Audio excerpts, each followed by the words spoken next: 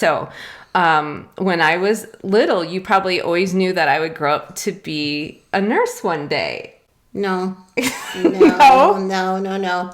She was constantly getting sick when she was younger, and she'd get ear infections. Like chronic ear infections. Chronic to ear the point infections. where I had some hearing loss. Right. And right. then she But thought I was ignoring her.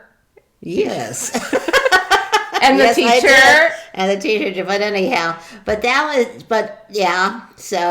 we'll go back to that. But before that, though, when she'd have these ear infections, I'd take her to the doctor. And the doctor would say, here, give her amoxicillin, nice red amoxicillin. So I would bring her home. She was probably 2 or 3, somewhere around there.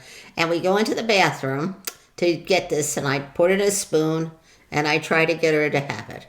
Well, first of all, she pushed the spoon. Well, you know what happened to the amoxicillin. And then she just, no, I'm not going to do it. And then she tried to bite my hand. I see. I don't remember this part. Yeah, my hand with the spoon in it. So I finally got fed up. I said, this is ridiculous. How is she going to get better if she doesn't take the medicine and I can't give it to her? So I trucked her little body back to the doctor, Dr. Shaw.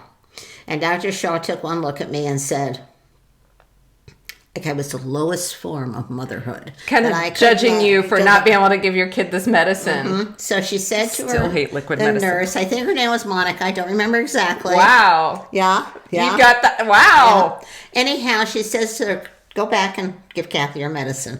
So they went to another room while the doctor, I think, is just there going. Anyhow, within 5 minutes, they're back.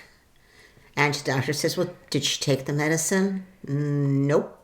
And Monica's wearing the medicine. Because back then, the nurses used to wear these crisp white uniforms.